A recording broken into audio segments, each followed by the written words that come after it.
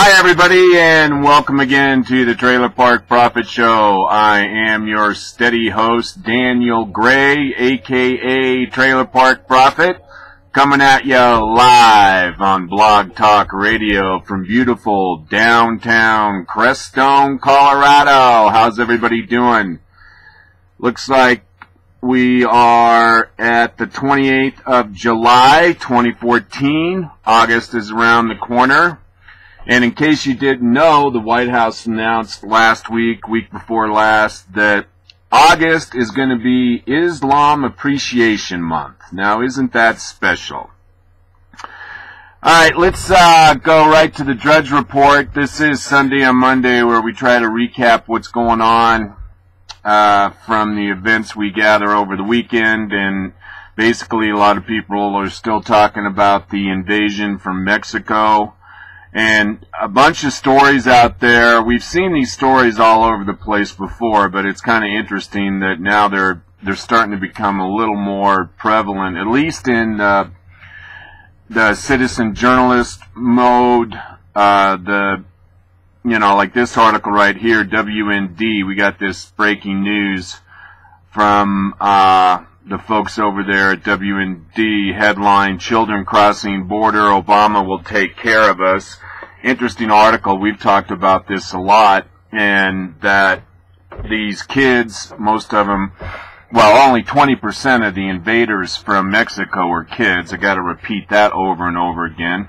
But they're coached, and they've been coached by people in Honduras and Nicaragua and Costa Rica and Mexico and all, how to make their way through Mexico, go into the U.S., and when they first encounter a border patrolman from the USA, the kids are coached to say that they're refugees, that they're fleeing violence, and then that supposedly puts them on a whole different legal footing to be able to work their way into the immigration system and eventually get amnesty.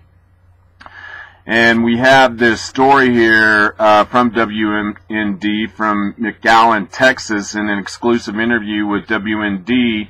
Representative Steve Stockman, Republican from Texas, a 13-year Border Patrol veteran, revealed many in the recent surge of illegal immigrants, including unaccompanied minors, are coming prepared to game the U.S. immigration system, even repeating the mantra, Obama will take care of us. Obama will take care of us.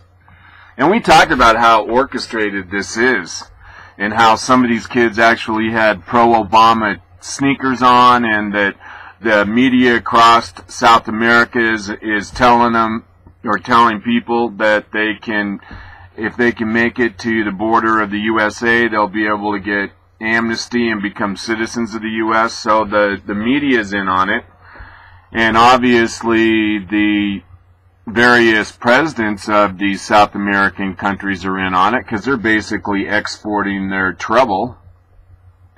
And this guy, here's a quote here about the southern border invasion. It says, I don't usually get into the political part of it, explained Chris Cabrera, now vice president in the National Border Patrol Council, Local 3307, but I find it odd that their whole thing is, quote, we're going to get amnesty when we get here.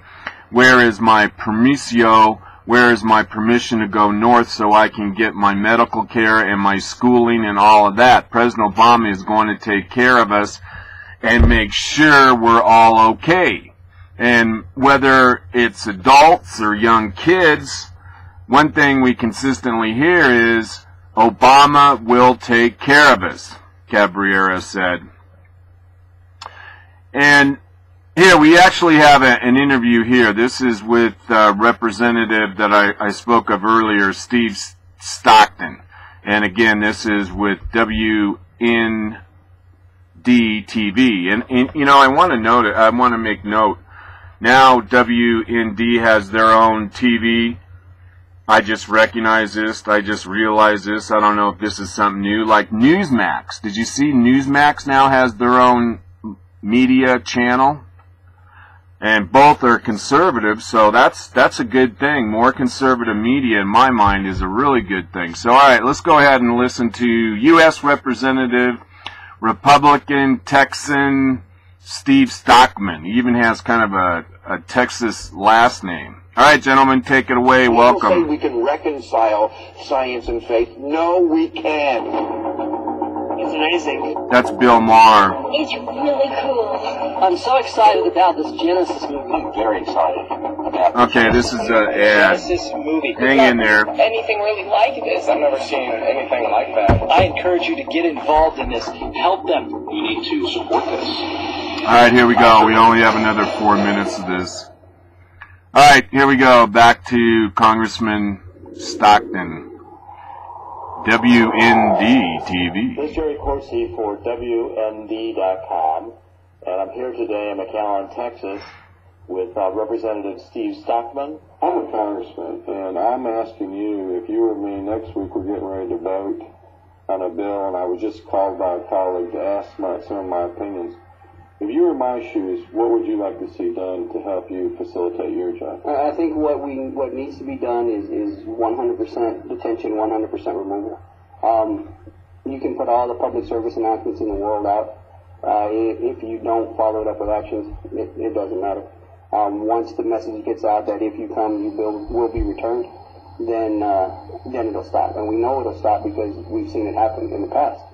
And regardless of what side of the immigration debate you fall on, whether it's removal, detention, keep them here, let them go, at the end result is these children are being put in danger. And a lot of that danger is coming at our hands because we're putting that message forward by our actions, that if you come, we'll release you. So they're willing to take that dangerous journey. And it's not necessarily the kid willing to take that dangerous journey. It's the parent willing to send the child on a dangerous journey. You know, they have to have some tie to the United States in order for us to release them to somebody in the United States. We just can't release, say, a 14-year-old or a 12-year-old on his own or her own.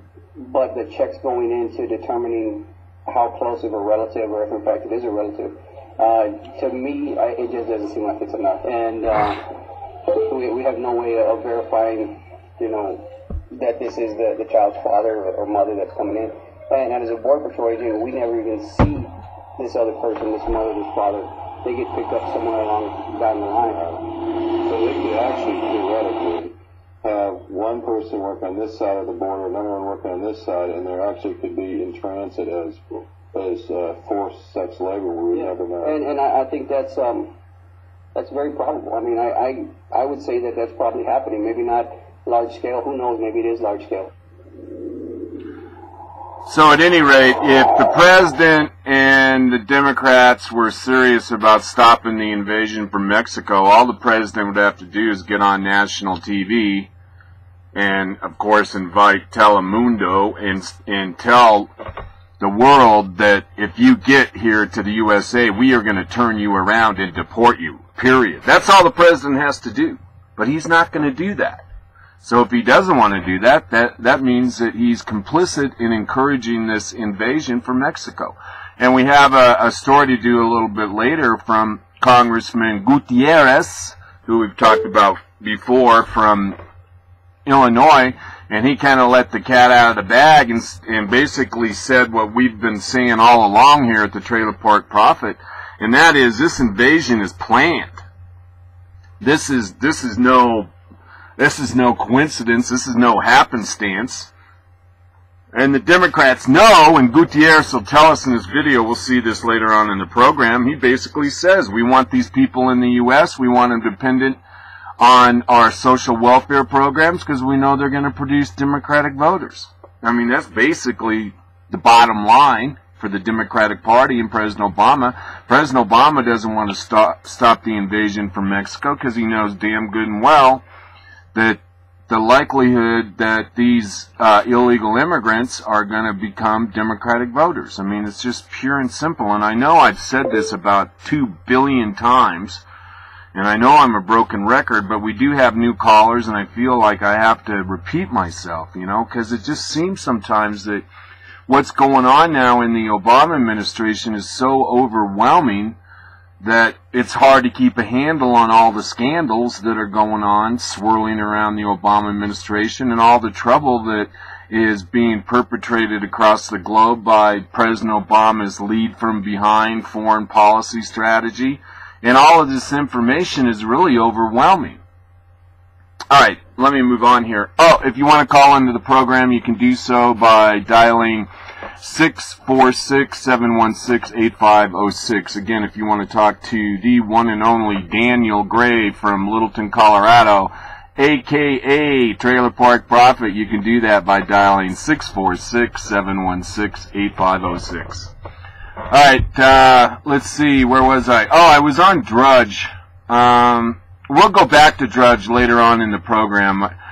Most of the stories that I have are already on Drudge. I mean, I actually posted them, and then I went to Drudge, and then a lot of stuff that we're going to talk about is already trending. I guess that's what I want to say. Now, this story here, I picked up this story right before showtime. It's from the Western Journalism, and that's out of Canada. Headline here, what Obama just did could prove he is trying to force Israel into committing suicide. We got a bunch of news about what's going on in the Middle East, particularly between Hamas and Israel. And we got a story here today from L. Todd Wood, and he's saying that when international pressure starts to bear on this administration, their true motivation agenda seems to become all too clear. This phenomenon was on display last week as Israel continued to drive into the Gaza Strip militarily in order to rid the territory of scores of tunnels that Hamas had dug under Israel's schools, daycare centers, with the intention of murdering children. Thousands of rockets have been launched into Israel with the intention of killing Jewish civilians. Hamas infiltrators have been captured with tranquilizers and handcuffed, confirming the desire to kidnap and kill as many Jews as possible, as they did with the 3 teenage Israel boys that started this whole episode. And by the way, there's other stories that are talking about how Hamas had been planning a big offensive, and they were tunneling underneath the wall between Israel and Palestine, and they would dead end underneath the school or daycare, and they were planning on exploding those explosives underneath those Israeli facilities. And luckily they got into it with Israel over those 3 Israeli teenage boys, and so they weren't able to actually carry out what would have been devastating. Alright, and then it says, so what does Obama administration do when it looks like the Israeli military is being successful in disarming the terrorist organization Hamas? The President of the United States orders Secretary Kerry to draft a ceasefire proposal that directs Israel to stand down while ignoring the militarization of the Gaza and the terrorist attempts to kill Jews. In short, President of the United States, Israel's biggest ally, tries to force Israel to commit suicide and lay down its arms in the face of overwhelming terrorist attacks. And here it goes down to, this is the big poll court quote from this piece. It says, he, the president, has really crossed a do I dare red line here on other American leader ever has. Obama doesn't like the pictures he's seen, doesn't like Benjamin Netanyahu, Prime Minister of Israel. He doesn't like the fact that even Israel's liberals are in a belligerent frame of mind after weeks of missile attacks against their population centers. He isn't running for re-election. He doesn't care about the donors of Jewish voters. He believes in his heart of hearts that the root cause of the regional instability in Israel's gains in the 1967 war. And he said that Israel should go back to pre-1967 war boundaries. And in service of all these feelings and beliefs, he, meaning Obama, decided Israel is in the wrong and that Hamas needs to be saved from Israel's might, in which case he is personally intervening against an American ally with a legitimacy with the legitimately elected and deeply fractious coalition government on behalf of the terrorist organization. And remember, Hamas had elections, and that was the only time they had elections. I mean, they had elections in Palestine, and then Hamas got elected, and then that ended the elections. So I'm not sure really what the author was trying to say, but I think maybe he's trying to say that Israel really is the only legitimate democracy in the Middle East, and really our true friend, but you wouldn't know it by what Obama's been doing publicly and behind the scenes. Remember, during Obama's first term, the first year, you know, all the big major leaders, allies and everything come to Washington to meet the new president. And President Obama made the president of Israel, Benjamin Netanyahu, wait in the White House like 45 minutes for Obama to show up. He was late, you know, just this.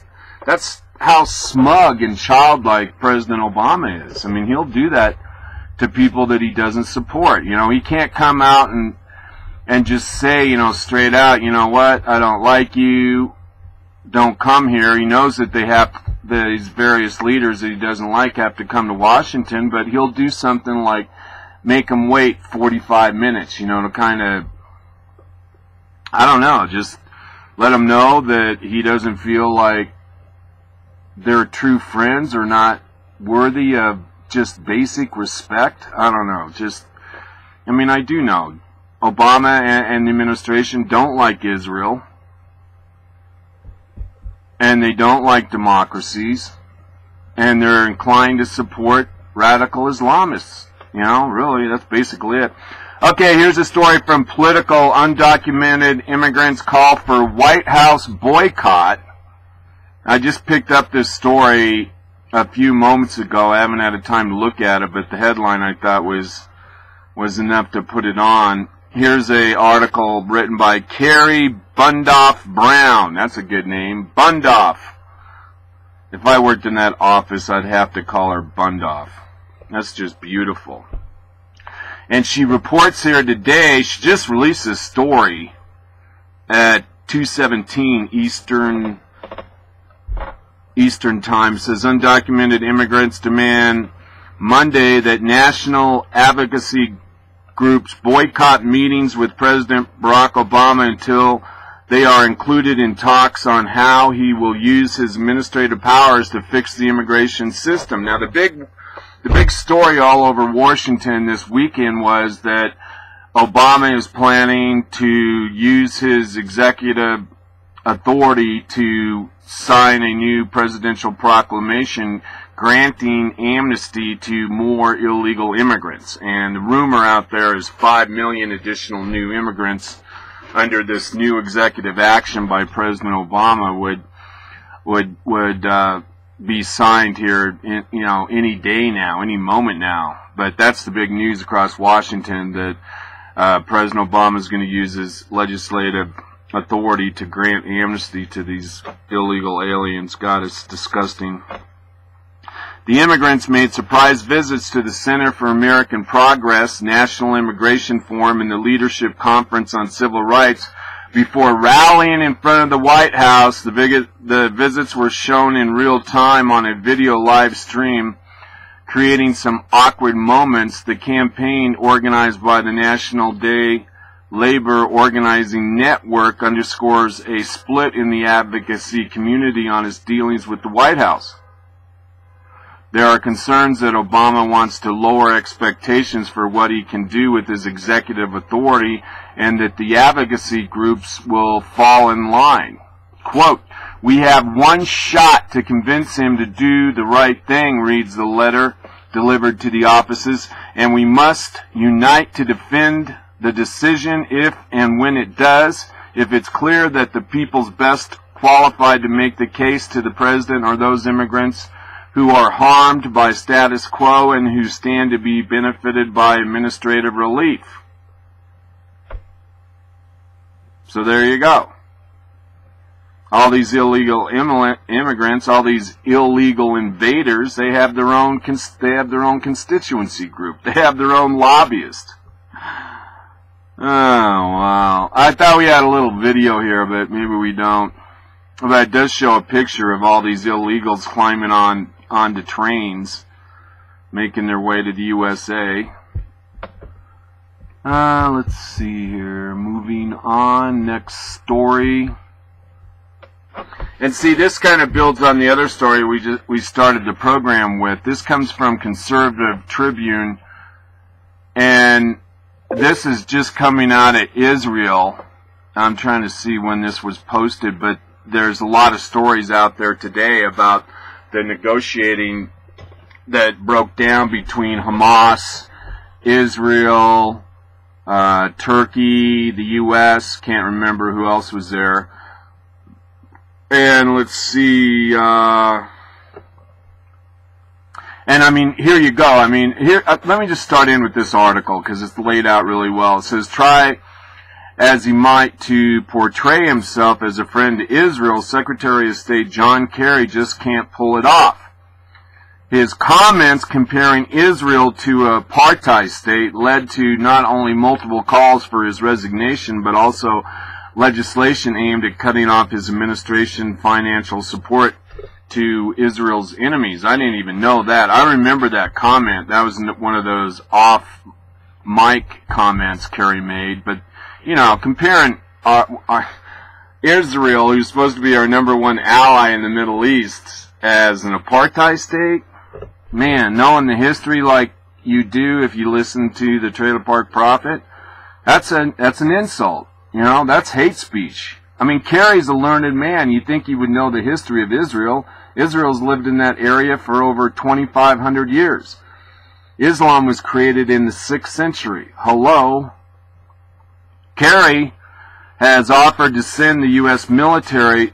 Kerry has offered to send the U.S. military to protect the Palestinians from Israel and supported efforts to boycott Israel products to force Israel, the Israeli state, into concession to those who would destroy their nation and their people if given the opportunity. I mean that is unbelievably. And I wonder when he did actually say that the U.S. ought to send military to support Palestine. I mean that's the bigger story. I got led to this story because of that headline, but this is really the bigger story. And again, this is from the Conservative Tribune. Now, I don't have a date for you, but it says, as you may know, an idea that's being thrown around during the Israeli-Palestinian peace talks is the idea of a new we know that, new Palestinian state that would be independent from Israel. Yeah, we know that. They already have an independent state. It wouldn't solve the problem, however, because the Israeli-Palestinian conflict is complex and pervasive. I don't think it's complex or pervasive. And there would still be a good chance of violence between the two states, even if a separate state is created. Alright. Oh, that wasn't a quote. Let's see here. Where's the Kerry quote about... Alright, I think this must be it. I think this is it. This is from Yahoo Notes. This is Kerry. The U.S. troops would be tasked with helping to prevent anti-Israel forces from coming out of Jordan and reaching Israel, according to an Israeli intelligence and security news service. So he really did... Okay, here, this is an unbelievable proposal, especially considering our track record in the Middle East. The troops... John Kerry really did call for U.S. boots on the ground in the Middle East. The boots would be stationed in the Jordan Valley. They're already there.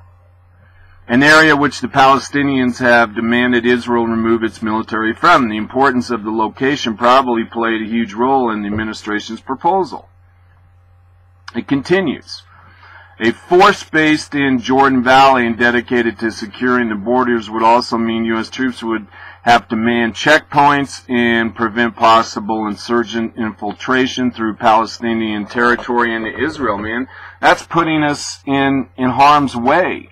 Now, Samantha Powers, who I have a celebrity crush on, she's the current ambassador to the United Nations, has obviously been thinking about such a proposal for several years now, saying this in an interview in 2008. And basically, that's what she says. You know, we ought to go ahead and put the military in harm's way, basically, and put them in not only into Jordan, as this article suggests, but actually putting them in the Gaza and in the West Bank. I mean, she said, listen to this, she said, head off human rights crisis in the West Bank and other Palestinian territories may mean more critically sacrificing or investing, I think more than sacrificing, literally billions of dollars, not in servicing Israel's military, but actually investing in a new state of Palestine, and investing billions of dollars it would probably take also to support, I think, what will have to be a mammoth protection force, mammoth, a meaningful military presence, she said, because it seems to me at this stage that this is a true, actual genocide as well, and not just major human rights abuses, which we're seeing there, is that you have to go in as if you're serious. So yeah, I mean, it's all over liberal America, or at least the liberal elite, that they think that we ought to send U.S. forces to defend Gaza. I mean, I haven't heard of such a thing till today, so I'm a little shocked. And then, you know, that'd be a great way to start a war. You know, you put our soldiers in the Gaza Strip, and then Israel sends a bomb and kills a few of our soldiers, then voila, we're at war with Israel. I mean, that's just total crazy talk. But it's not crazy because these people in the Obama White House are dead serious. Alright, it is 1:27, bottom of the hour. You're listening to Daniel Gray. I'm the Trailer Park Prophet, broadcasting live on Blog Talk Radio from beautiful downtown Crestone, Colorado. This is Sunday on Monday. You want to call in and talk to the Prophet? You can do so by dialing 646-716-8506. Again, if you'd like to talk to yours truly, Dan Gray from beautiful Littleton, Colorado, you can do that by dialing 646-716-8506. Alright, next story.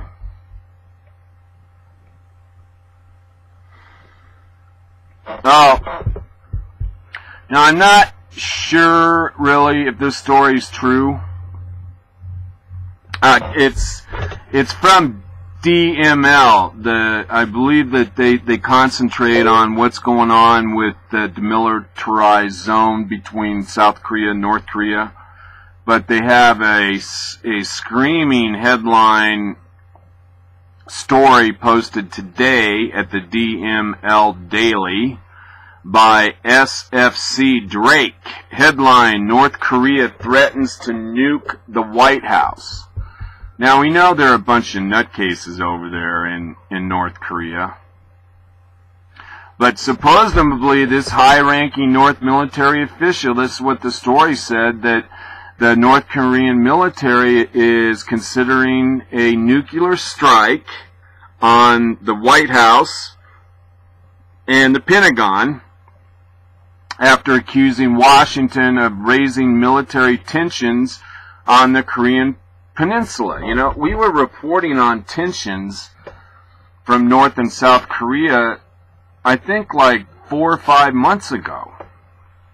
So this is not exactly a knee-jerk reaction to what was going on 4 months ago. But here's a quote.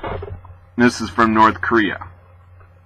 If the U.S. imperialists threaten our sovereignty or survival, our troops will fire our nuclear-armed rockets at the White House and the Pentagon, the sources of all evil, Hang said in his speech broadcast on Monday on state television.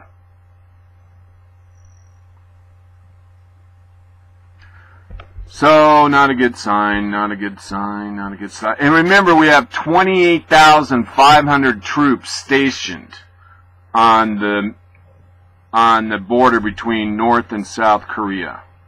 I mean, what do you think that costs us? And you think the South Koreans are paying for their part? Hell no. Why buy the cow when all you want's the milk? Or why, or as women say, why buy the pig when all you want is a little sausage? Okay, yeah. Here's as far as North Korea threatening to nuke the White House. One of my friends, Ron Brillia, says high probability, but pure bunk. They are not known to have any ballistic missiles, submarines. In fact, North Korea's subfleet is mainly old-tech diesel-electric. As far as ICBMs, which are intercontinental ballistic missiles, every test they have conducted has ended in failure, unless they have purchased the weapons from former USSR. Very likely, they can only deliver a warhead into SK. I would be very wary of that. SK. I think that means the theater weapon. The short-range missiles are called theater missiles. But, you know what?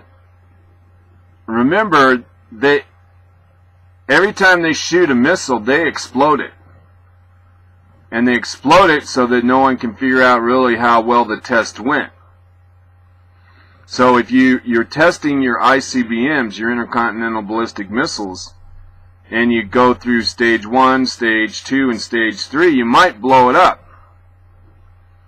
Because you don't want anyone to think that you have the capability to actually hit a target on the other side of another continent. I mean, that's the other side of the story. And we report, you decide. Alright, here's the story from BizPac about Congressman, Democrat from Illinois, Luis Gutierrez. And this is from BizPac Review. This is a good website. Even, I got this story from Rush Limbaugh. I was over listening to his program today. Getting ready for the program today for you.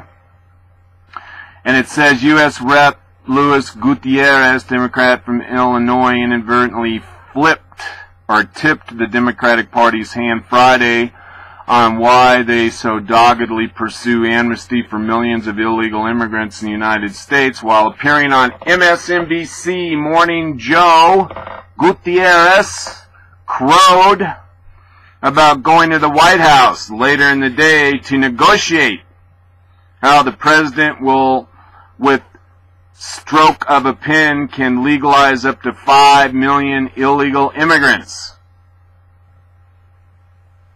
President Obama's expected executive action will in effect not only nullify the immigration laws of the United States, but serve to create a legion of brand new Democratic voters.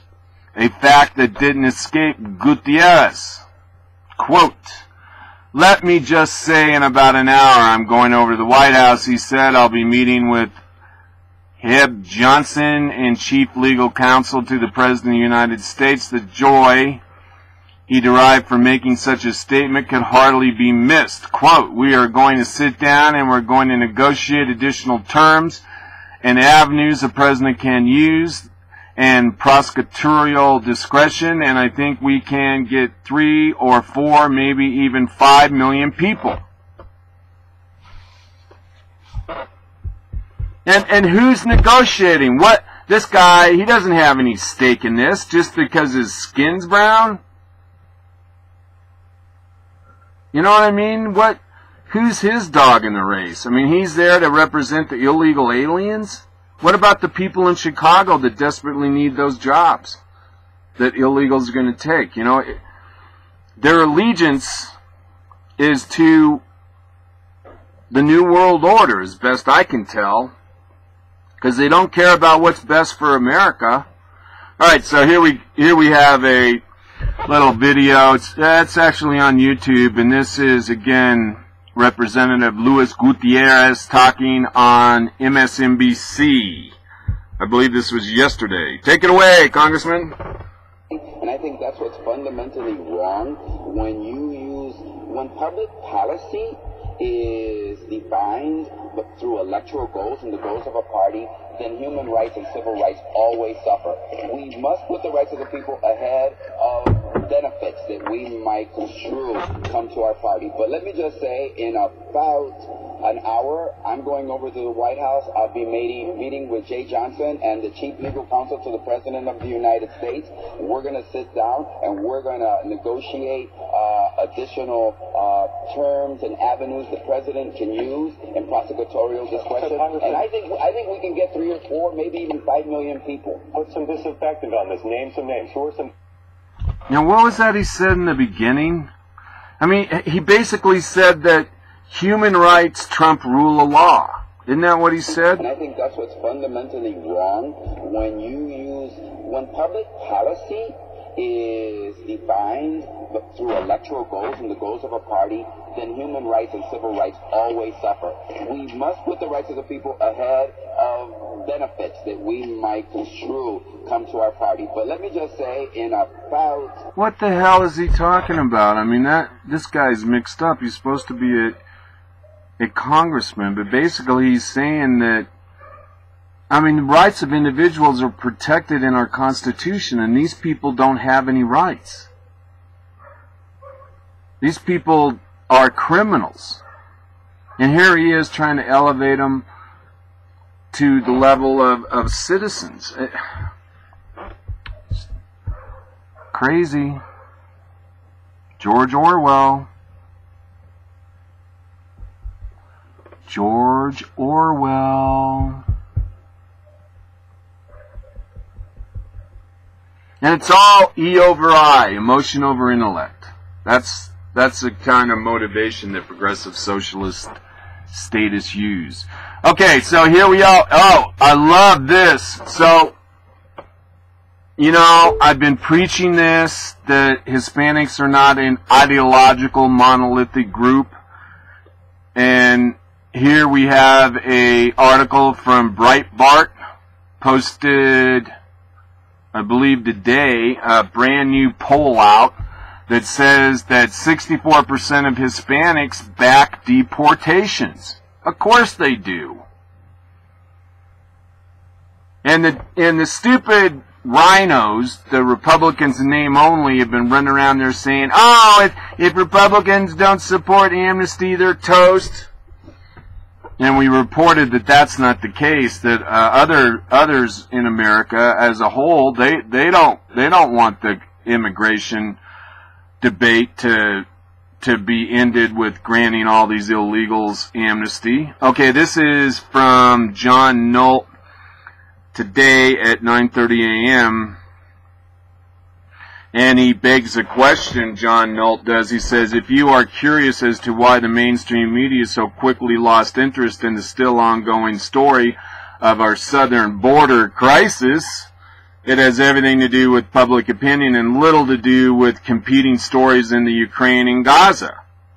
When this story first broke on Breitbart, Texas, the media jumped all over it. At first it was obvious the media planned to exploit the story of 50,000+ unaccompanied Central American children illegally crossing the border as a way to pressure the GOP into caving on amnesty.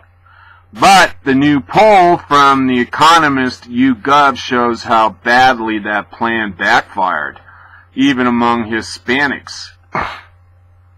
And it says here, yeah, rather than convincing American people that passing a mass amnesty is what's needed, the burst of the border coverage earlier this month convinced 77% of American people that the kids need to be sent back. A full 42% want the kids sent back immediately, regardless of what's happening in their home countries.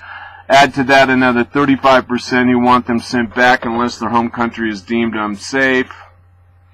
Only 11% want what Obama, Democrats, and the media want, which is amnesty for everyone. Only 11%. That's how far left Obama, the Democrats, and the media are from the American people. And the numbers are not all that difficult or different among Hispanics. Only 22% want to give the children amnesty. A full 64% want the children deported.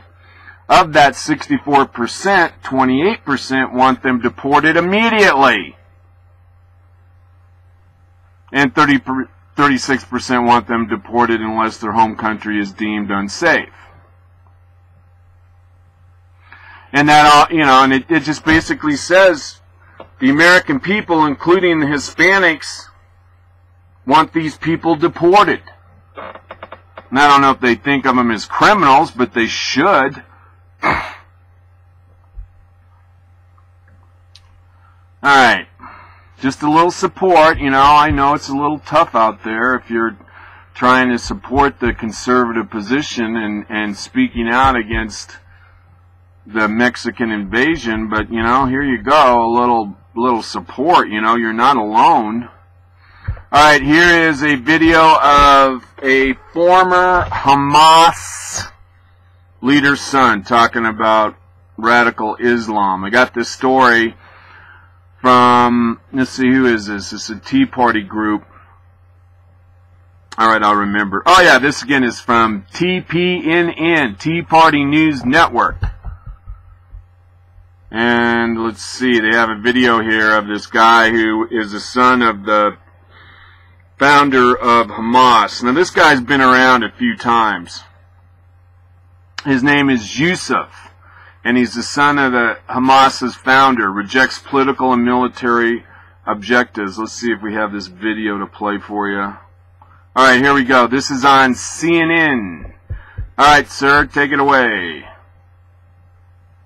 I'm joined now by Musab Hassan Youssef. He's the author of Son of Hamas, and he joins us live. Your father was a founding member of Hamas, and you were groomed to take a leadership position. Eventually, you converted to Christianity, rejected their political and military objectives. Why did you do that? Well, for the simple reasons that we see right now in Gaza, that Hamas does not care about the lives of Palestinians, does not care about the lives of Israelis or Americans. They don't care about their own lives. They consider dying for the sake of their ideology a way of worship. And how can you continue in that society? Okay. I'll ask you the same question I asked my last guest. Can you coexist with someone whose mission is your destruction?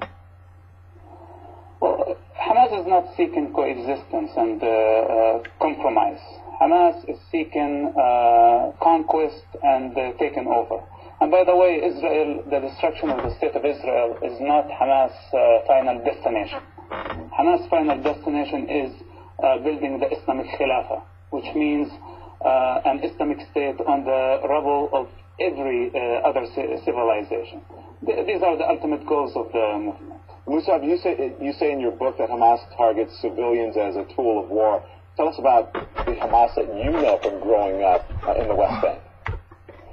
Well, in the mosques, Hamas taught us that without shedding innocent blood for the sake of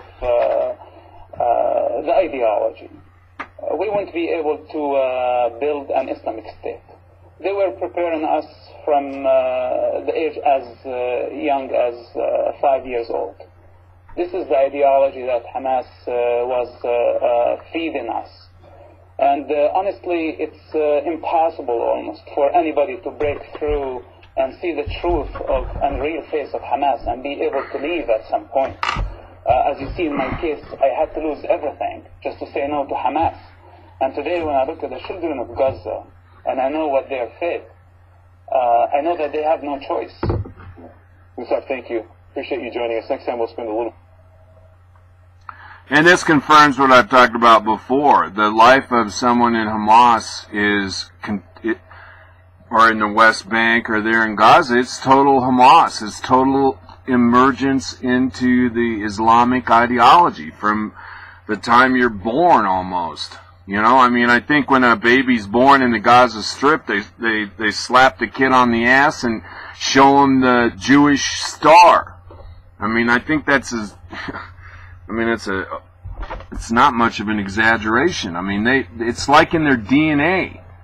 Hamas, Iran, Muslims to hate the Jew.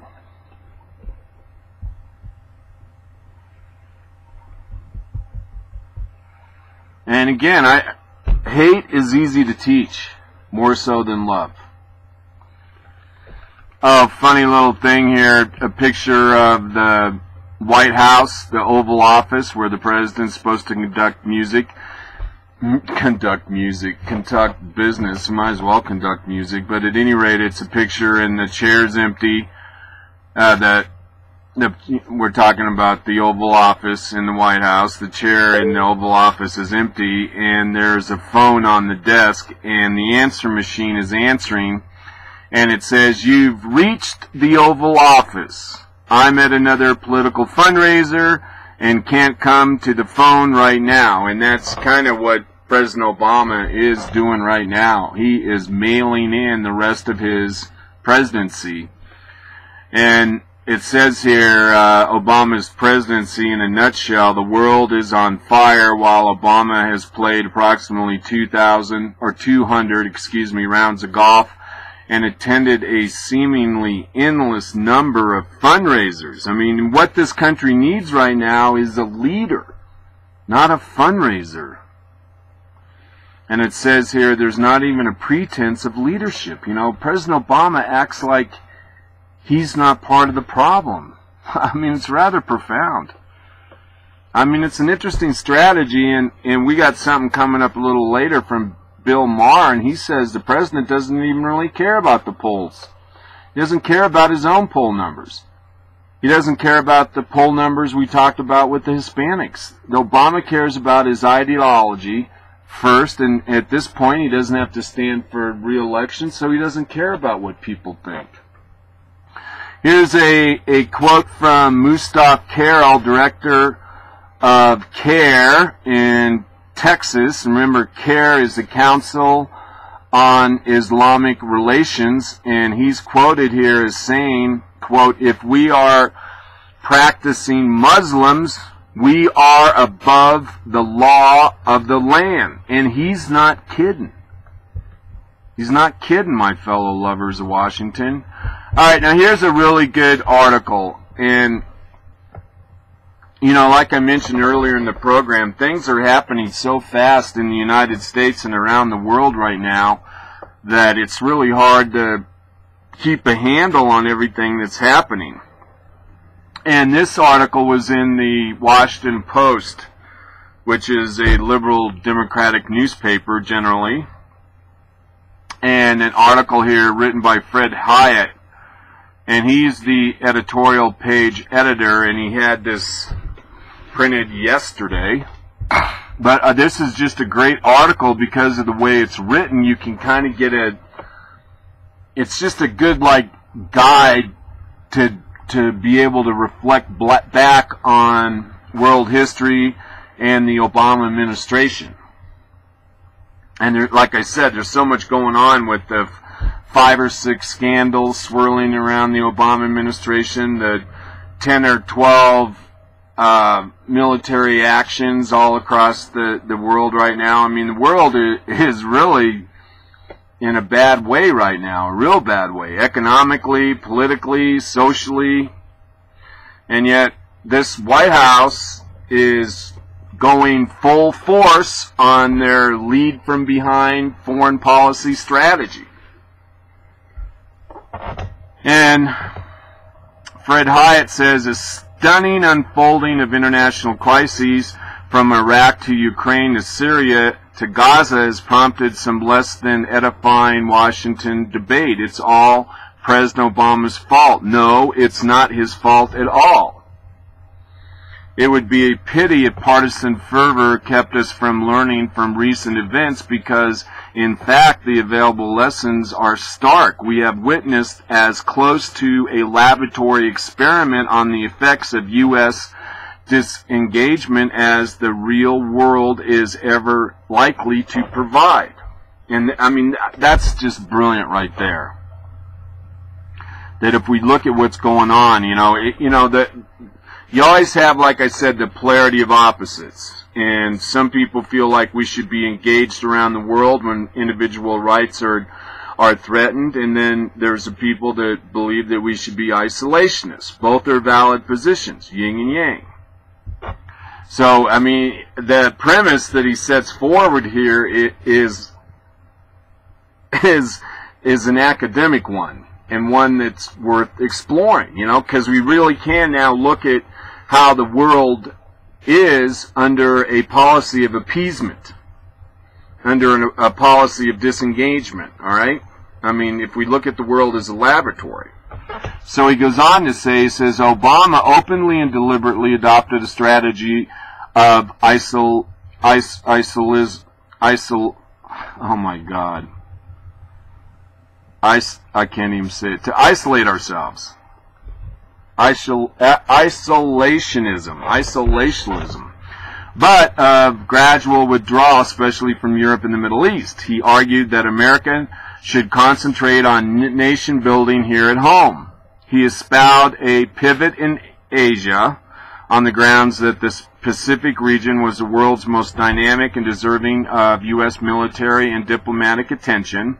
Here we see the future. Many policies followed. 1. All U.S. troops were withdrawn from Iraq, whether this was at the insistence of Prime Minister Nouri al-Maliki, as Obama's defendants argue, or because Obama offered so few troops and so half-heartedly that Maliki was bound to reject the offer, matters less than this. Obama was content with the zero option, and as he made clear at the time, that Iraq was in control of their own prospects without a U.S. presence. In other words, President Obama said, hey, they don't need those American troops. You know, we've put enough blood and treasure in there. They ought to be able to run their own country. Well, now we know the ISIS, Radical Islamic Group, funded from Saudi Arabia, now controls over half of Iraq. The sectarian violence has erupted in Iraq. I mean, it's in total disarray now. And all because Obama was, in my mind, a failure. You don't leave a country and not have a forces of arms agreement to make sure that they have the necessary training. It's just unbelievable that President Obama could be so short-sighted. Okay, as Syria descended into civil war, Obama decided that the risks of providing air support, weapons, or training to moderate rebels outweighed any potential gains. Again, he confidently predicted that the Syrian president, Bashar al-Assad, would be overthrown anyway. After bombing Libya, forces... Well, let's go back to Syria. Now we know that the so-called rebels going against the Syrian government are Al-Qaeda affiliated and anti-Christian and radical Islamic. We're supporting the other side. And we're basically in a surrogate war with Russia, because Russia backs Syria. So we're involved now in a proxy war. And we're on the wrong side. Syria is the only country in the Middle East that protects Christian rights. And we're fighting them. I mean, it's true. If you don't believe me, look it up. Alright, after bombing Libyan forces to depose Libyan dictator Muammar Gaddafi, Obama declined to send trainers or other support to the new government, which allowed for the Muslim Brotherhood to take over in Libya as well and have a big say.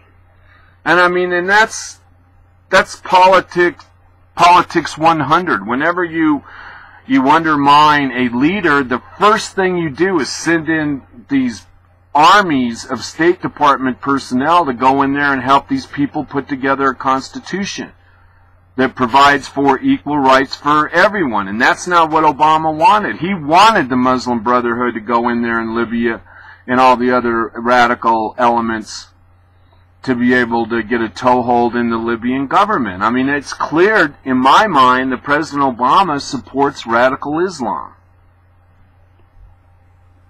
Obama declared that Assad, back to Syria, in gassing 1,400 civilians to death, had violated civilized norms and crossed Obama's red line.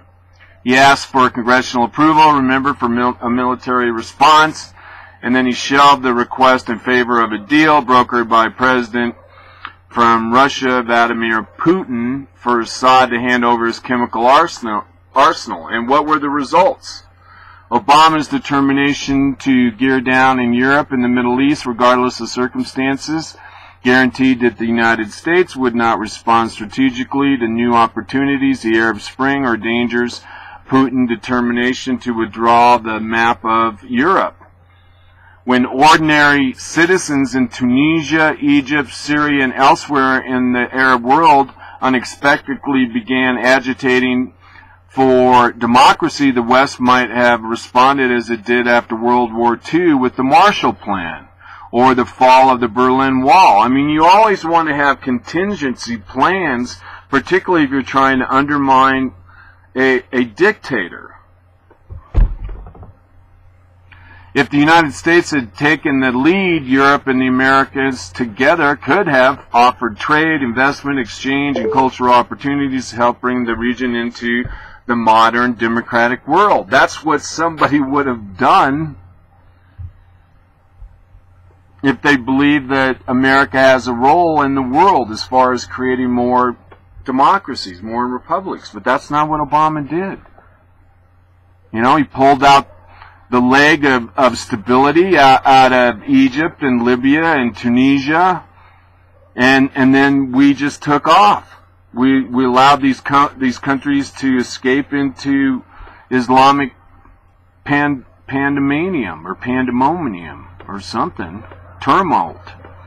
But for Obama, the tumult, I had to steal that word, in Egypt and elsewhere was a distraction, not a once-in-a-generation opportunity. The West responded timidly and inconsistently, and the moment was lost.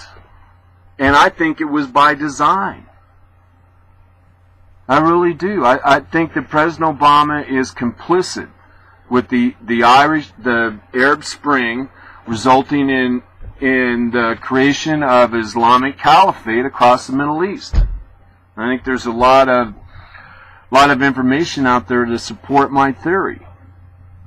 For Russia, Obama offered Putin a reset strategy. Remember that, with Hillary and the reset button, and it had the wrong Russian verbiage on the little plastic toy gadget. At any rate, Obama offered Putin a reset strategy of improved relations, but when it came clear that Putin wasn't interested, that he wanted to recreate a Russian empire while blocking the advancement of a European blocking the achievement of a Europe whole and free, the West again had no strategic response. Obama could have bolstered a unified Europe with military, diplomatic, and trade measures. Instead, as Putin wrecked democracy in Russia, annexed Crimea, and fomented war in Ukraine, Obama and his European counterparts were reactive and divided. You know, here again, it's just like the appeasement of Neville Chamberlain with Adolf Hitler. Neville Chamberlain was the Prime Minister of Great Britain back in the 40s. And he thought, well, you know, let's just appease Hitler, and maybe after a few countries he'll settle down and be happy. Well, that's not going to happen. It didn't happen in Germany, and it's not going to happen in the Middle East. In Iraq and Syria, Obama's predictions proved wrong. Without the 15,000 or so troops that the U.S. generals hoped to station in Iraq for training and counterterrorism, the United States had no leverage on Iraq's armed forces, devolved into sectarian militias. When challenged by al-Qaeda, the army and the state itself quickly shattered. Plus, they allow Iran now to fly over Iraq to arm the radical Islamists involved in the war against Syria. I mean, it's absolutely in chaos, and it's all because of Obama. And without Western backing, the moderate rebels in Syria are in retreat. Assad did not fall, and the extremists, with a far more capable arsenal than the moderates have, established a state that Eric Holder finds more frightening than anything I think I've seen as Attorney General. And that's the other thing, too. What is the Attorney General weighing in on on stuff that's going on over in Syria. I thought that was so odd. Libya's government, until recently spurned in its request for help, gradually lost control. The country is now so dangerous that on Saturday the United States had to evacuate its embassy. We had to evacuate our embassy in Libya. We also had to evacuate our embassy in Tunisia too, I think.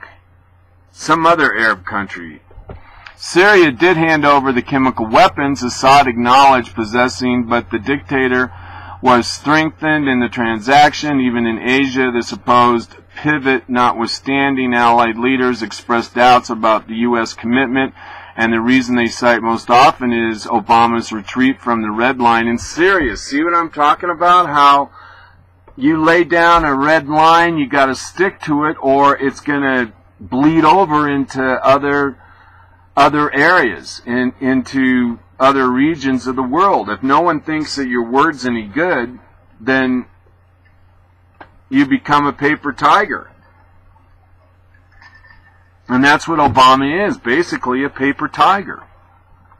To be sure, there are no true laboratory experiments in international relations. Even with different U.S. policies, the Arab Spring might have fizzled and the Iraqi army might have crumbled. No one can say for sure what would have happened if the United States had not signaled its exhaustion from foreign affairs, downgraded its interest in Europe and the Middle East, abandoned Iraq, and stayed aloof from Syria. But we can see what followed each of those strategic choices. Obama thought he could engineer a cautious, modulated retreat from the U.S. leadership. What we have gotten is so far more dangerous world, you know? Alright, we're at the top of the hour. You're listening to Daniel Gray, Trailer Park Prophet, coming at you live from beautiful downtown Crestone, Colorado, on Blog Talk Radio. This is Sunday on Monday. Muchas gracias for being here. I really appreciate it. You guys are the best. I think about you guys all the time. When I'm out walking, you know, I'm walking all the time with my best friend Bailey Barker out in the wilderness of Colorado. I think a lot about what I'm going to do on the show, what I'm going to talk about.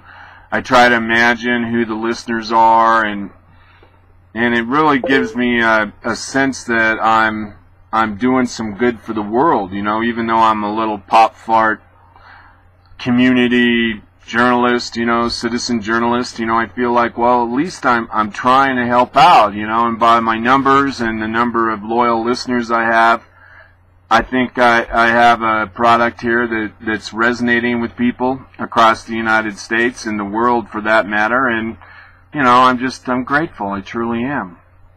So anyway, if you want to call in and talk to the one and only Trailer Park Prophet, you can do so by dialing 646-716-8506. Again, if you'd like to talk to me, you can do that. Alrighty. Oh, and all my shows, by the way, are archived, and I know most of you know that because that's how most people download the program, and I think they download it and listen to me on the way home in their car. Alright, here is a quote from Thomas Jefferson. He says, whoever placed economy among the first and most important Republican virtues and public debt as the greatest of the dangers to be feared. And amen to that.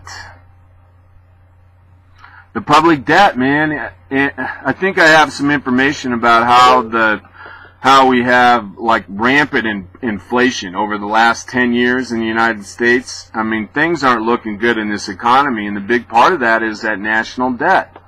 All that borrowing from the federal government, all that printing from the Federal Reserve, $85 billion a month pumped into Wall Street. I mean, all that is inflating the value of the dollar. I mean, it's deflating. The dollar's worth less and less and less. It's causing inflation. And if we have time, maybe I can go over some recent budget numbers or economic numbers about the cost of of goods that we buy. Everything from gasoline to bread to eggs. It's all gone up over the last 10 years. Something like most items are over 100% increase in price. All right, here's a Lebanese reporter, and I got this from the Examiner. Examiner.com, excellent website, well respected. And this actually is, let's see, this is a Lebanese reporter who said that Iran should send nukes to Hamas for use against Israel. In fact, I saw a story over the weekend that Iran was suggesting that they may want to nuke Israel. I mean, again, Israel is in Iran's sights, and they were talking about how they would love to take Israel off the map, that Iran would love to take Israel off the map. I mean, these people are savages, and they're very open about what they'd like to see happen to Iran or happen to Israel. And okay, let me see if we can get to this. I don't know what this is. I got some kind of ad playing. Oh, here we go. I can kill it right here. All right, I think we may actually have a video from this reporter. Maybe not.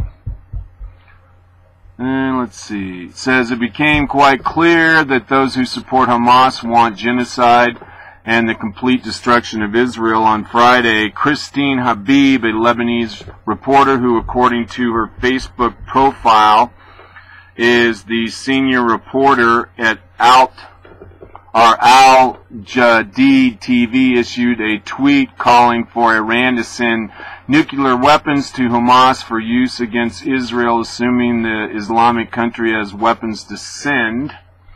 Iran should send its nuclear weapons if they exist to Hamas, she tweeted. Her message sparked a great deal of controversy on Twitter. Quote, "You are an absolute disgrace who..." Okay, someone went after her. Let's see if we do actually have a video. But at any rate, here's somebody who is absolutely in the media, and I mean, they're being pretty brazen, saying, yeah, man, we'd like to see Israel get nuked. These people are serious. Since the current conflict with Hamas began, a number of people identified by a Gallup poll as being somewhat less educated and informed have sided with Hamas, expressing support for the notion of genocide. Some, like Turkish Prime Minister Recep Tayyip Erdogan, have compared Israel to Hitler. Now, how stupid is that? Claiming that Israel's defense of its own population is somehow worse than Nazi Holocaust that killed 6 million Jews. I mean, these people are delusional. I mean, these radical Islamists, I mean, this is just so easy. Alright, here's something a little fun for ya. One of these little things on my Facebook page says, "I would like to think I will die a heroic death, but it's more likely I'll trip over my dog and choke on a spoonful of frosting." Heroic death. Ow! This is a hell of a story. Now I got this from TPNN. I can't remember who that is. That's another Tea Party site. We already did a story with these guys, but they have a video from Fox News. It's the TPNN, the Tea Party News Network. And Chris Wallace was interviewing, what's his name? Oh, James Carville, big-time Democrat operative. He was a senior White House advisor in the Clinton administration. And actually, it's Carville talking to Bill O'Reilly on the O'Reilly Factor. Now, I don't know exactly when this was. It was fairly recent. But here's James Carville. Again, he sounds kind of like this. He looks like a little muffet, and he's talking about President Obama and how he doesn't care about the polls. And he's talking to Bill O'Reilly. All right, take it away, James. James, you're being summoned. All right, hang on. Might take a moment here. All right, here we go. Do you want to go on a virtual date with Josh Duhamel? Oh, of course. Which one of these 4G LTE networks would you trust not to interrupt your virtual date with Josh Duhamel? I'll trust Verizon. Verizon. Oh my gosh, so sad. Yeah, this is fun. Your hands are so strong. Like I said, I've been working out. I hope you don't mind if I take my shoes and socks off now. No, I love to see a man's feet. For best results, use Verizon. That's a funny ad. Okay, here we go. Majority of Americans believe President Obama is failing in his job. And that's matter. Now, the top story tonight, reaction. With us here in New York City, one of the co-hosts of the 5 Andrew Tenterks, and from Washington, Democrat James Carville. So, Carville, what do you attribute the president's low poll numbers across the board to? Why do you think that's happened? First of all, they're stable, and they've been around these numbers for quite a while. There's a lot of things that are going on in the world. People, incomes have not gone up like they like it. And so he got, according to the aggregate, he's about 43.6, which is not very good, but it's not collapsing. Yeah, but on every issue, on every single issue, he's getting failing grades. I mean, well, what I'm trying to get at here is not technical garbage.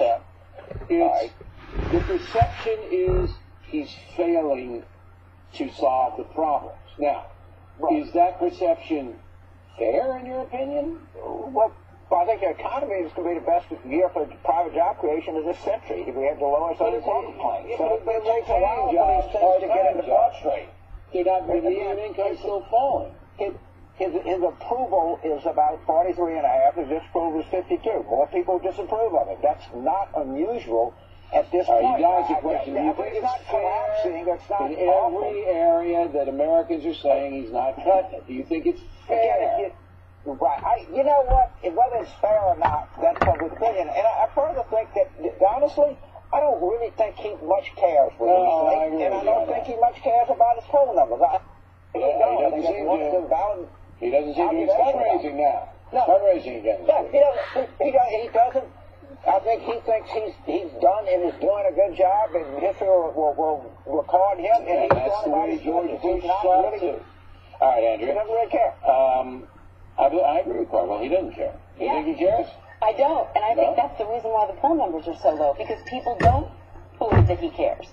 He's not even pretending like he cares, Bill. At least Bill Clinton tried to feel people's pain. President Obama doesn't care.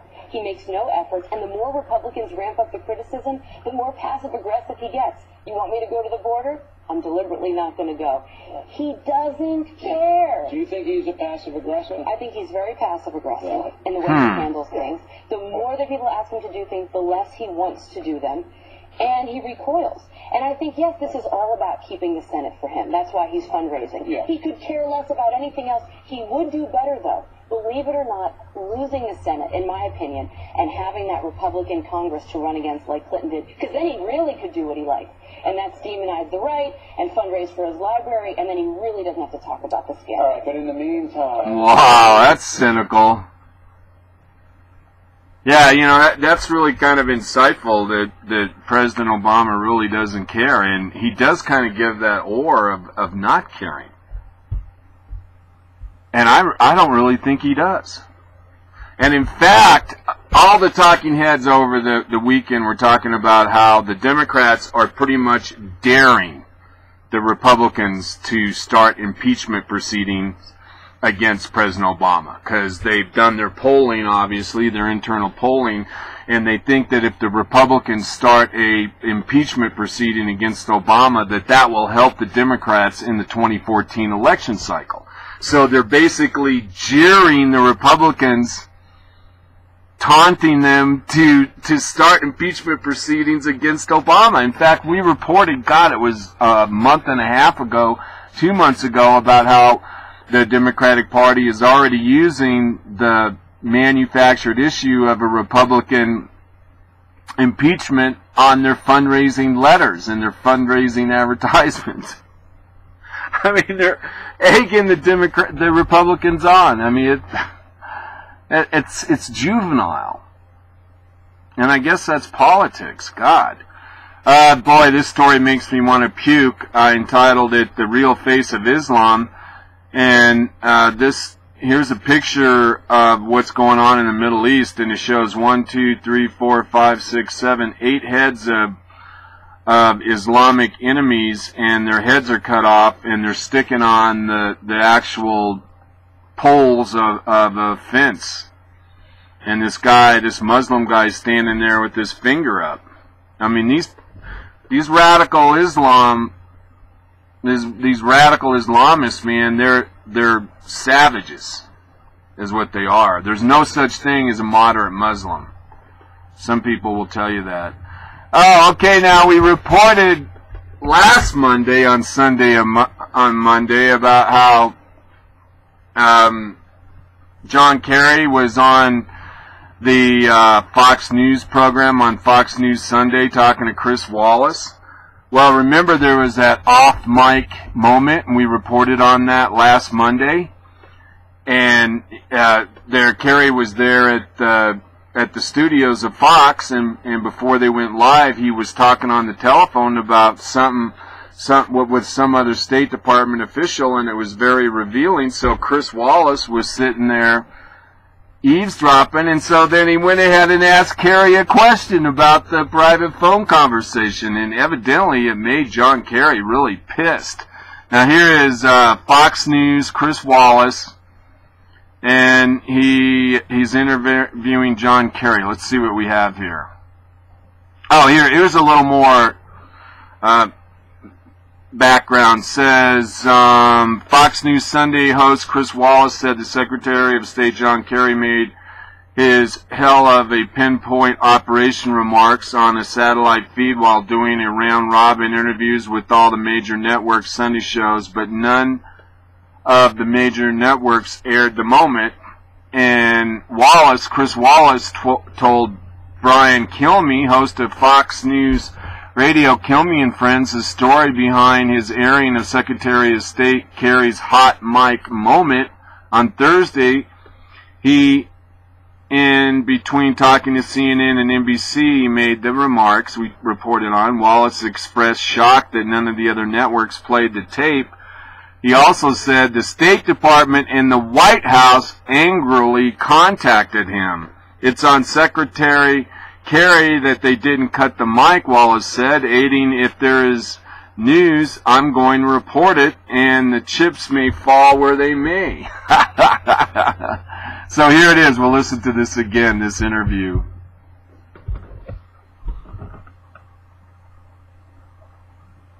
And remember, John Kerry's mimicking the Israelis, saying that they don't have pinpoint operational capabilities with their missiles, and they do, So he's basically, John Kerry is scoffing at the Israeli military, suggesting that they have that kind of capability. And we've discussed here that when Israel identifies a topic, they drop leaflets in the area, and then they do what's called a roof knocker. These little bombs explode above the roofs so people know the big one's coming. So you can't, it's just amazing that the Secretary of State Kerry would scoff at Israel saying they're using precision bombing. Okay, here we go. Chris Wallace, Fox News, and John Kerry again. It's a hell of a pinpoint operation. It's a hell of a pinpoint operation. Right. It's absolutely significantly, it just underscores the need for ceasefire. We've got to get over there. Thank you, John. I think, John, we ought to go tonight. I think it's crazy to be sitting around. Wow, that was the off-mic moment. The Secretary of State brought forward, talking to one of his assistants about the situation that had some Israeli casualties and some Palestinian casualties, now number about 700. Joining us now, Fox News Sunday's Chris Wallace. Hey, Chris, did you have any hesitation about airing that? None whatsoever. You say it was off mic. No, it was on mic, but off the air. Well, no. What happened was, let me just briefly summarize it for folks. Secretary Kerry did a round robin of interviews with all 5 of the Sunday shows. He was in Boston. He was on a satellite. He's in a studio. He's on mic. The camera is pointed straight at him. He has just finished his interview with NBC. And we can watch the interviews. I was third in the rotation after CNN. I can't hear the questions, but I can hear his answers. And one of the reasons you watch it is because you sort of want to see what his talking points are and figure out how you're going to deal with him because we all were given just 10 minutes for the interview. So in between the NBC interview and the CNN interview, we weren't even up next. He said, somebody hands him a piece of paper, and it talks about the casualties in Gaza, and he says, get Feiner on the phone. Feiner's his deputy chief of staff. He gets him on the phone. Again, he never says, cut the mic. He never says, we're off the record or anything like that. It's just like doing business as usual, and he proceeds to have that conversation. Well, it was directly in contradiction to what he and the White House were saying, which was that they were very supportive of what Israel was doing. Here he is saying, hell, the pinpoint operation was obvious. He was speaking sarcastically and indicating he thought that the Israelis were killing or hitting too many Palestinian civilians. So I didn't know that we were going to be rolling on it because, as I say, we weren't even the next interview, but I called my producer and I said, by any chance were we rolling? Were we up to speed already in our edit rooms and to get this? That we just happened to get it, and it turned out we did. And I said, well, isolate it, and I'm going to ask the Secretary of State about it. And, is the State Department upset with us, or is the White House upset with us? Yeah, they are. They shouldn't, look, it's on Secretary Kerry and on his staff that they didn't cut the mics or turn the cameras around. I can tell you a lot of other people, when they're doing round-robin interviews, do that. They just conducted their business, and it was interesting business, on camera, on mic. The only thing that surprises me isn't that we ran it. What surprises me is that none of our competitors did. Wow, that's interesting. People were commenting on it the next day, I'll tell you that, though. So, did you get a call afterwards from the State Department? Yes. I didn't get a call. I got emails from the State Department and from the White House who were very upset and said, this was a private conversation, and I laid out the scenario I laid out to you, which is basically private. He was in a TV studio, on camera, on mic. He could have cut the mic. He could have done a million things. He could have waited 10 minutes to have the conversation, but he had it with the cameras rolling, and as far as I'm concerned, that's fair game. Yeah, so... Can I just say briefly? Yeah. I think part of the problem, and you walk a line in Washington, is do you want to be friends with these guys or do you want to report on them? And good point. My feeling is, and I feel this way about Republicans, Democrats, liberals, vegetarians, whatever, is, it's not my job to be friends with them. And if exactly, I think that by anybody's definition, that what he said in that phone call was news, because he was being upset about the Israeli, that's news, and I'm going to report it, and the chips can fall where they may.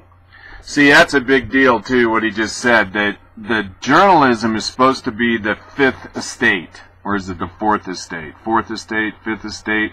At any rate, the media is supposed to stand alone. And the media is supposed to be the eyes and the ears of the American people. And that you're not there as a so-called journalist to make friends with political actors. In fact, it's supposed to be the exact opposite. And yet we have 95% of the lamestream media in bed with the Obama administration and the liberal Democratic Party. All right, change gears here. Kind of an interesting story I found. 5 reasons we fight the New World Order. I got this from the Personal Liberty Digest. And let's see what they have here. I haven't read this article yet, so maybe we won't do this. Oh, just the various arguments they talk about the New World Order, the greater good.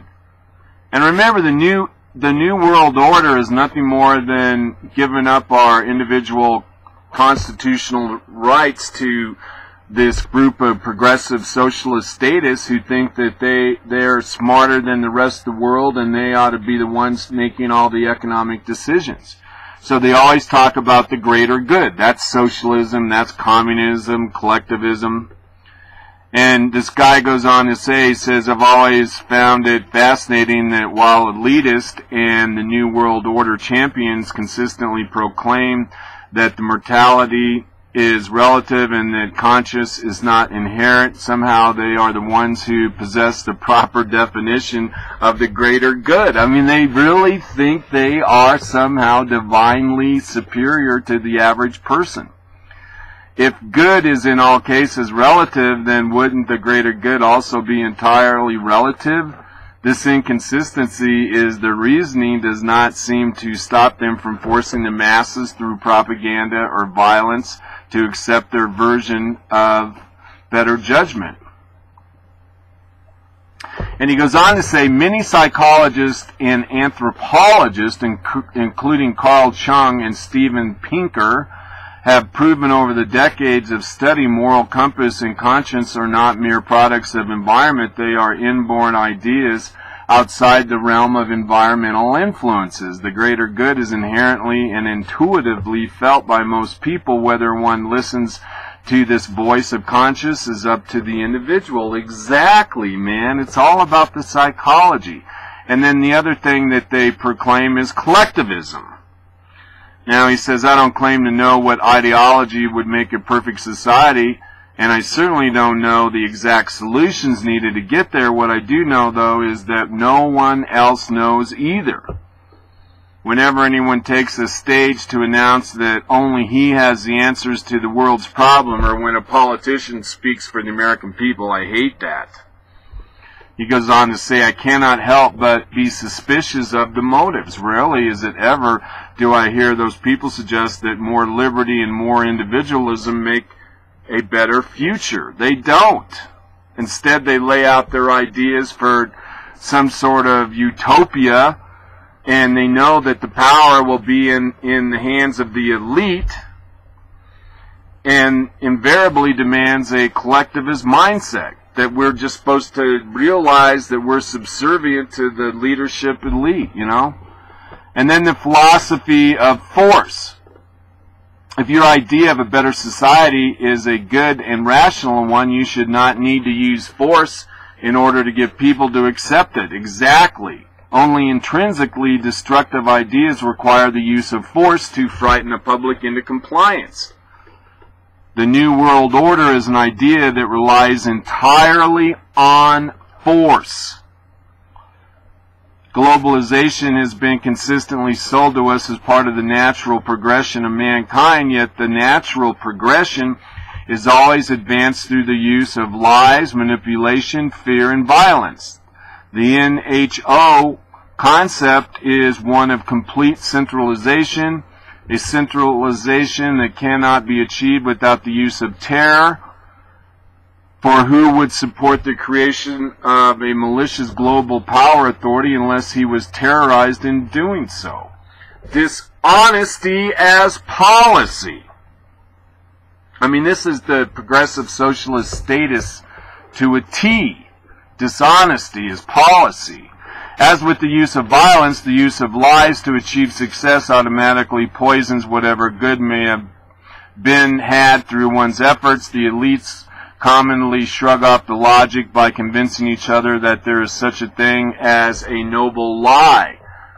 Both Saul Alinsky and Leo Strauss, the gatekeepers of the false right-left paradigm, promoted the use of noble lies, and that the masses need to be misled so that they can be fooled into doing what is best for themselves and the world. This is, of course, the psychopathic game of self-aggrandizement. And I didn't realize that Saul Alinsky and Leo Strauss were against the use of the right-left paradigm. Remember I talked about how these people I know were saying that the right-left paradigm isn't relevant anymore, and of course it is. Nothing new in political science. They go on to say, lies are rarely, if ever, exploited by people who want to make the lives of other men better. The lies are used by people who want to make their own lives better at the expense of others. Add to this the egomaniac assertion that the elites are lying for our own good when they are actually only out to elevate their power, and what you get is a stereotypical abuse relationship on a global scale. And that's exactly what Saul Alinsky said. that the means justify the ends. Doesn't matter what you do. If you got to lie, it doesn't matter if that's your means, as long as you reach the progressive socialist status ends. Which, again, I know I've said this probably, this is like the 10th time. Saul Alinsky's notion that the means justify the ends is exactly opposite of what Dr. Martin Luther King said.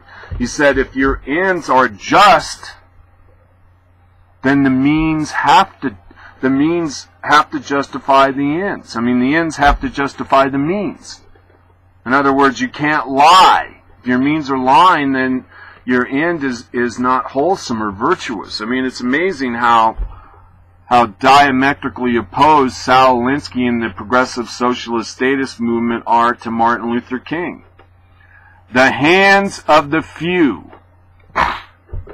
Why does humanity need to select a lead at all? What purpose does this oligarchy really serve? To centralize power really as efficient and practical as it is painted to be, or is it actually a hindrance to mankind and the obstacle in our quest to be better ourselves? Champions of the now argue the global governance is inevitable and that sovereignty in any form is the cause of all that ills. In other words, if we have a sovereign country, that's part of the problem, and it's keeping us from a world government. That's why the Democrats don't care that we don't enforce our border laws. See how all this kind of fits together? However, I find when I look back at the finer points of history, the points they don't teach in the college textbooks anymore, the true cause of most of the world's ills is obviously the existence of an elitist group.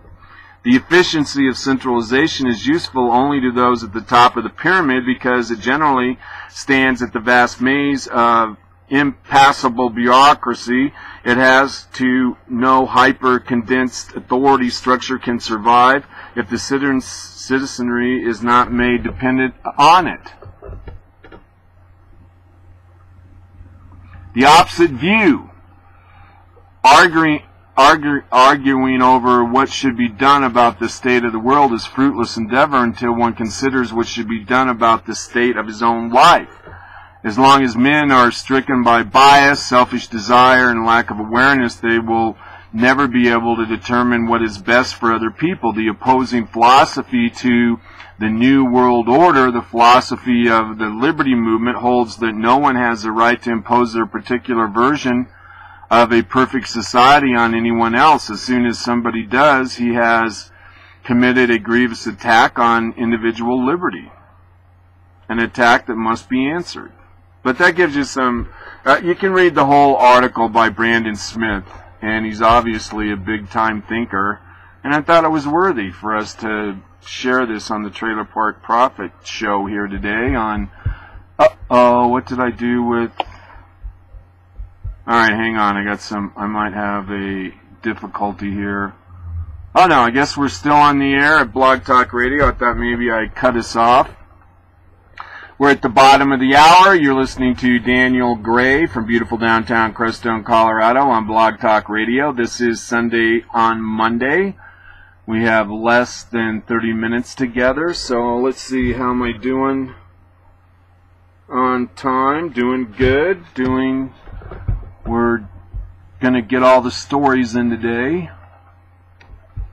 Oh, wait, what did I just click off? Alright. So the reasons we fight the New World Order. That's what that last story was about. Oh, this story's coming from Colorado. Kind of funny. This is all over the media, all over the Colorado media. And... oh, I thought we had a story here, but officials in Colorado say that the legalization of marijuana in their state has led to an increase of young homeless people. Now, we don't know exactly why that is, and I suggest to you that maybe we're allowing... I mean, we don't have a choice, but my guess is a lot of people are just coming to Colorado because pot's legal. I mean, we know people are coming to Colorado to buy pot. It looks like we're going to have a bumper year as far as tourists. We know that marijuana has added to the increased enrollment in Colorado schools. So I imagine what happens is that there are a lot of homeless people in other parts of the country that are coming to Colorado because we have pot. And I see, who was I listening to? I was listening to Rush Limbaugh, and he was, you know, I love Rush, and I would never be in this business if it wasn't for Rush, I imagine. But sometimes he doesn't understand the street. He doesn't understand the culture. And in this story, it said something about how a lot of these people are coming to Colorado looking for jobs in the marijuana industry. And Rush Limbaugh scoffed at that. And he doesn't understand that there are a lot of jobs out there in the marijuana industry now. It's a very labor-intensive activity, growing marijuana. And they're high-paying jobs, and they're controlled jobs. You got to make sure people aren't walking off with the product. And there's a lot of skill involved in trimming the plants, and knowing when to trim and when to fertilize. And you got to deal with all the lighting systems and the fertilizing and everything, watering. And so it's very labor-intensive, and the jobs are really high-paying jobs. So there are a lot of people coming to Colorado to get these jobs, these marijuana growing jobs. And Rush just scoffed at that. He doesn't really understand why it is that these marijuana jobs are good jobs. I mean, I think the minimum starting salary I read someplace in Colorado for working in the marijuana industry is $15 an hour. That's good money. Now, this story comes from Fox News from Denver. Article by Todd Starnes, and he said that some parents are calling school officials in Colorado food Nazis after they announced a ban on all sweets, including cupcakes, candy bars, and even birthday cakes, unless the cakes are made from district-approved recipes. School officials in Greeley, Colorado, advised parents that new federal guidelines require all food served on grade school campuses to adhere to strict calorie counts. And I read one story that said that no longer are kids allowed to bring candy or sweets in their lunch bags. And it says here that teachers will no longer be able to reward students with a piece of candy for good work instead of a Jolly Rancher. Students who excel might be given a pencil or an eraser. I mean, you know, my guess, most kids, I don't know, I'm just speculating here. Most times kids see candy as a luxury, as a treat. And it's one of the joys of being a kid. I mean, I don't know how many Jolly Ranchers I've eaten in my life, but I always kind of felt like it was reward for doing what I was supposed to do, whether I was showing up at the doctor's office or I was going to get a license plate for my truck. You know, I'd get a lot of public offices have a little bowl of candy, and you get a little piece of candy. I mean, it's part of our culture. Now, I understand some people abuse their calories, but that's not my problem. That's not my culture. That's not our culture. And banning sweets, they're even, get a load of this, the Greeley County School District is even banning sweets at off-campus fundraisers. You can no longer have bake sales to raise money for your school or a school program.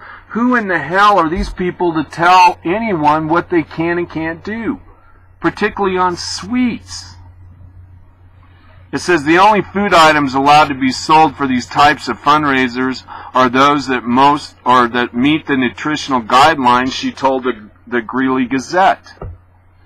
That means no more sweet treats like cake at birthday parties or class holiday parties unless the cake is made with the recipe approved by the school district. God damn, these people are like Nazis.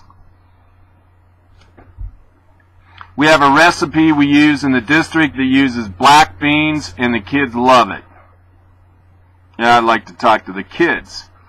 But at any rate, man, this is government. These are the progressive socialist statists. They want to run every aspect of your life because they feel they're smarter than you are. And it goes on and on and on. And you can see the rest of the story if you go to my Facebook page. Article by Tom Starnes. Enough said. I mean, it's just revolting just how aggressive these people are, these progressive socialist statists. Alright, we already did that. Do these 6 words prove the Obama administration orchestrated the border crisis? Yes. The 6 words are, I think, Obama will take care of you. Obama will take care of you. You get to America, Obama will take care of you. Do these 6 words prove Obama orchestrated the border crisis? Yes. Article by TPNN if you want to go and read it. Oh, so we have another story about North Korea. Now this is simply amazing, and I have every reason to believe that this is a credible story. Article from the Telegraph, which, if my memory serves me correct, is out of England. Headline: Hamas and North Korea in secret arms deal. Exclusive: Hamas has paid North Korea for missiles and communications equipment in arms deal worth hundreds of thousands of dollars. And where did they get that money? The USA, Barack Hussein Obama. Now this is written by Khan, I recognize him, Colo, defense editor. This was released 2 days ago. Says Hamas militants are attempting to negotiate an arms deal with North Korea for missiles and communications equipment that would allow them to maintain their offensive against Israel. According to Western security sources, security officials say the deal between Hamas and North Korea is worth hundreds of thousands of dollars and is being handled by a Lebanese-based trading company with close ties to the militant Palestinian organization based in Beirut. Quote, Hamas is looking for ways to replenish its stocks of missiles because of the large numbers it has fired at Israel in recent weeks, explained a security advisor. North Korea is an obvious place to seek supplies because Pyongyang already has close ties with a number of militant Islamist groups in the Middle East.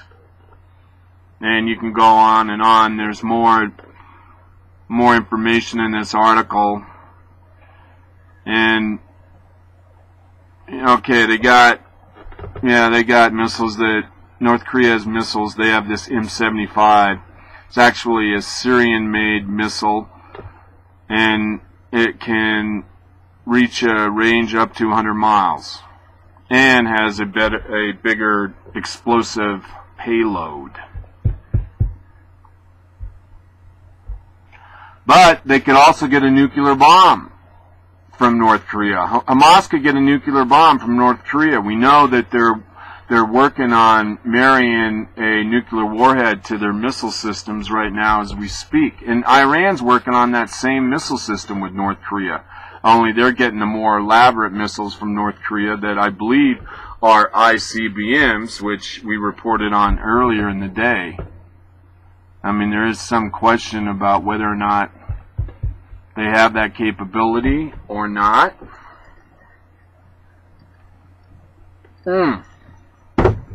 Another article here from BizPack Review. You know, and this is so true. Sarah Palin challenges Washington Post and basically are saying, hey, look, you guys went off after Nixon with a vengeance. How come you don't go after Obama with a vengeance? I mean, what happened for Nixon to get impeached? There was just a break-in into the Watergate Hotel, into the National Democratic Party, and Nixon wound up leaving office. Well, with President Clinton, or President Obama, or well, President Clinton, I mean, he got busted for getting a knob job in the White House and lying about it. And then here's Obama. We have the IRS scandal. We have the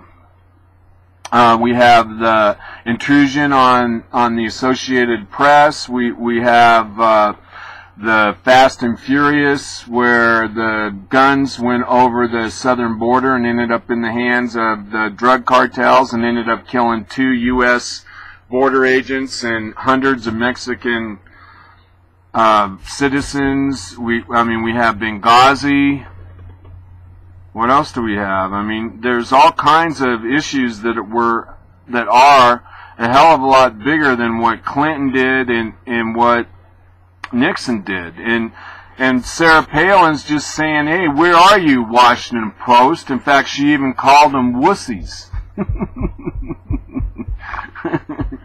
Yeah, here, maybe I have a quote here. I love it. Sarah Palin, she just has to work on that voice. She has that high-pitched voice that just grates on your nerves.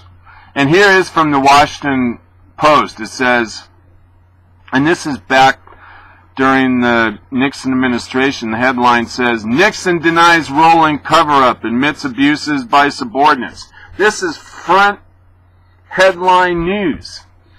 And so Sarah Palin, former governor of Alaska, issued a challenge Sunday to the Washington Post on her Facebook page, quote, to reclaim your credibility and the mainstream media at large, challenge you to engage in the same aggressive investigative journalism you courageously employed 42 years ago covering President Nixon, Palin wrote.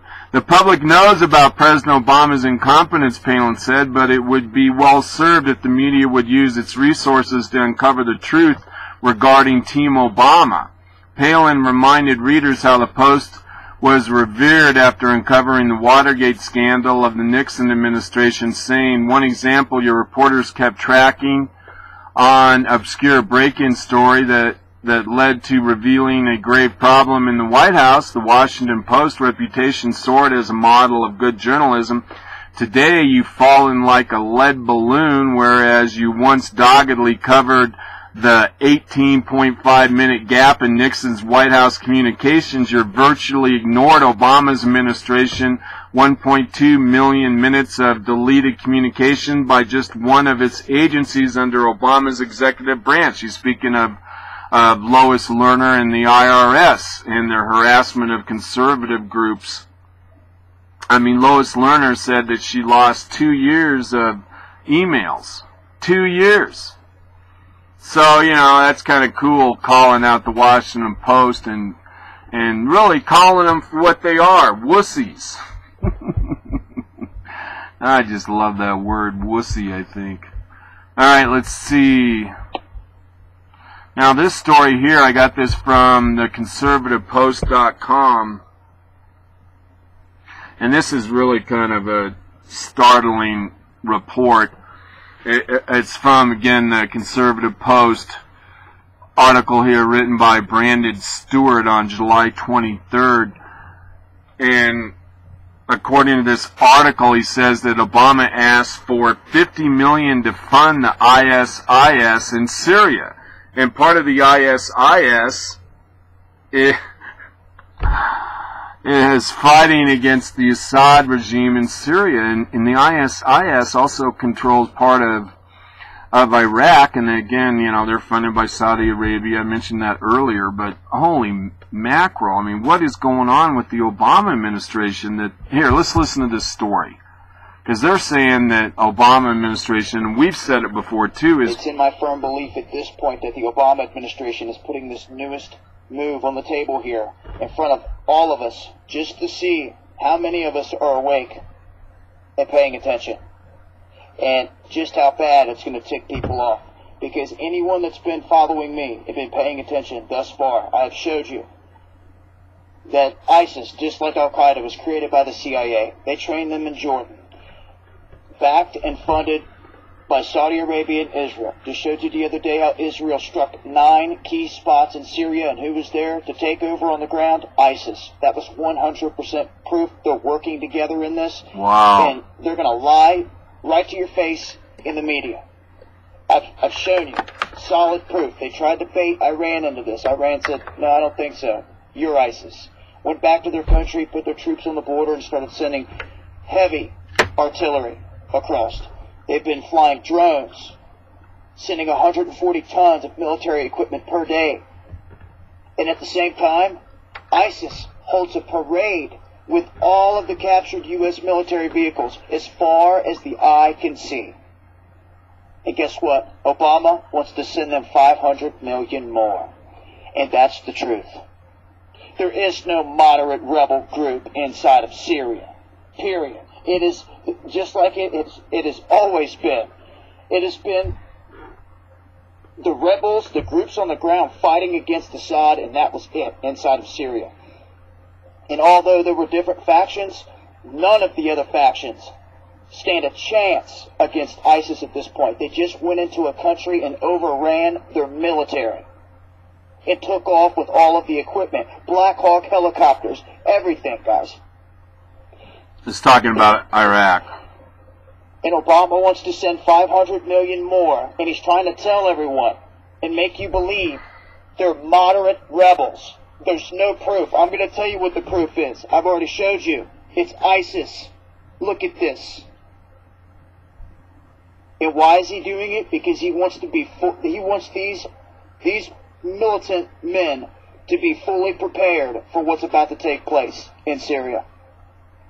I believe there's going to be a false flag event, and Israel is going to hop back into this, and there's going to be a huge bombardment. And it's not only going to come from Israel, it's going to come from the United States that's in there as well, that's planning these strikes. I've been saying it, and it happened quicker than I thought, because the day after I said it, Israel struck. And they're on the same team here. You have to understand this. And they're going to put out news pieces to create separation, to make people, the masses, believe the same lie they've been believing forever. Those of you that are awake, though, I believe this is a test, because it's obvious. This should read, and it would be the truth.